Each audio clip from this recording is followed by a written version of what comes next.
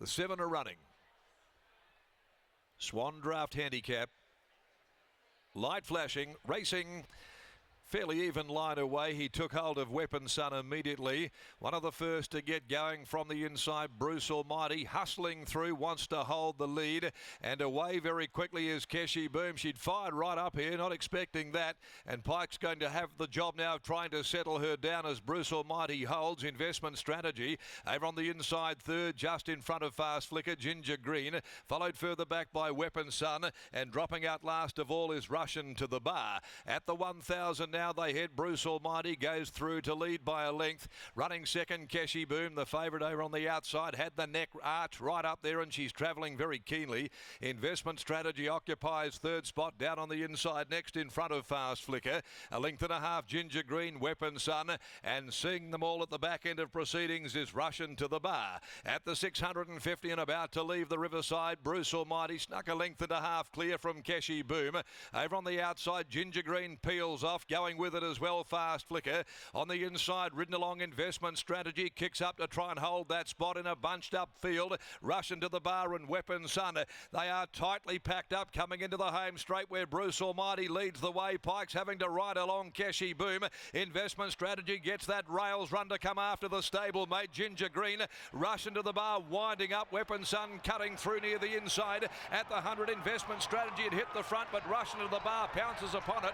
Russian to the Bar on the outside goes to the lead, and Russian to the Bar wins it by 3/4. Investment Strategy from Bruce Almighty, Ginger Green, Weapon Son, followed further back by the favourite Keshi Boom, and it's gone bust. And back there last of all is Fast Flicker, producing a very uncharacteristic performance.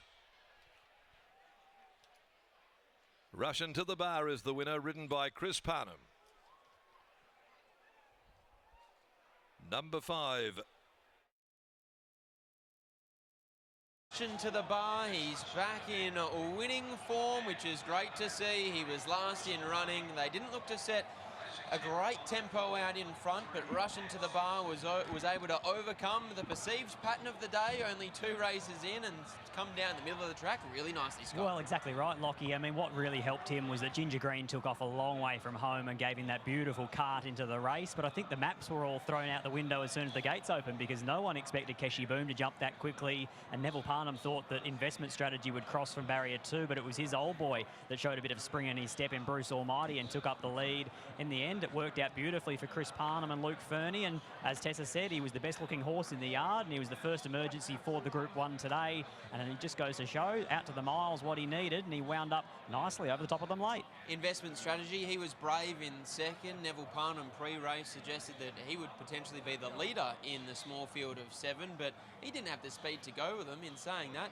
he still got a lovely run through, just in behind the speed. He did. At the top of the home straight, though, he probably just needs a more flowing run. Investment Strategy, he's not your point-to-point acceleration kind of horse that can really ping off a dime, which was what he needed to do there. I thought he put up a reasonable fight, but in the end, Rushing to the Bar had the 3-deep cover and the momentum that saw that he was able to get over the top of Investment Strategy. If you see here in the replay, Lockie, it's just at the point here where he gets out and around heels, no worries, he's not at all held up, but he just isn't able to have a full head of steam like the horse that gets over the top of him. Keshi Boom, she was the beaten favourite. Very disappointing. No, exactly right. The blinkers probably come straight back off after that, and she's way below her best. 4 from 4 undefeated as a 3-year-old filly. She's nowhere near that level anymore. But all honours to Russian to the Bar. Luke Fernie and Chris Parnham combined. Great to see him back in the winner's circle as we now head to Riley Morgan, who's catching up with a winning trainer, Lukey Fernie. Thanks, Lockie. Catching up with Luke Fernie after the win of Russian to the Bar. Luke, you said to me a little bit earlier in the week you were hoping that today would be the day for him, and it's certainly the case.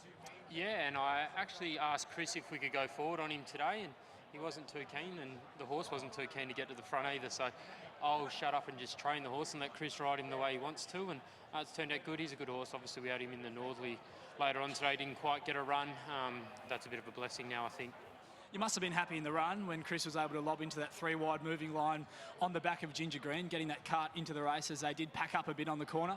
Yeah, I thought we were in a bit of strife. They weren't going as quick as what I'd liked them to. That's why I thought we'd try and press the button and go forward today. But good track into the run. He's been a victim of circumstances his last couple. There hasn't been enough tempo in front. He's just pulled too hard. So got it today. Happy days.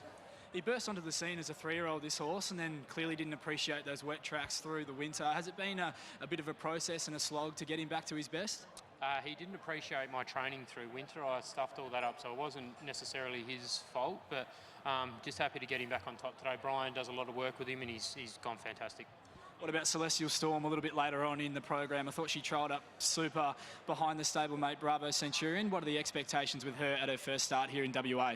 Yeah, big unknown. I feel like she's a very nice horse, and we'll find out how that all eventuates later on, but she's going to go really well, I feel. Congratulations. Go enjoy the win. Thanks, bud. There's Luke Fernie combining with Chris Parnham and Russian to the bar. As I said, great to see this horse back in the winner's circle, out to the mile for the first time, and looked quite critical of his own training of this horse last preparation, Scott. It was an unconventional campaign, but a more traditional preparation this time in, and he's returned to some form. Well, and he was always, as we've kept saying, a very good 3-year-old. He was able to go from a maiden all the way through to listed company in the one singular preparation, but we're now seeing him as a 4-year-old furnishing into a very nice galloper here. He's at a part and a point in the rating system where it's probably time to send him back to the black type company, but Chris Parnham joins us now. Chris, Luke was saying the plan was to go forward, but I saw straight out of the gates that was not going to be able to go to plan. No, he doesn't have a lot of gate speed, but just with the Eastleigh play, Luke wanted me to be pretty positive, but the tempo of the race was quite solid, so he probably set up a little bit for something to run on. And something like Lucy taking off on Ginger Green probably brought you nicely into the race as well. Yeah, certainly helped.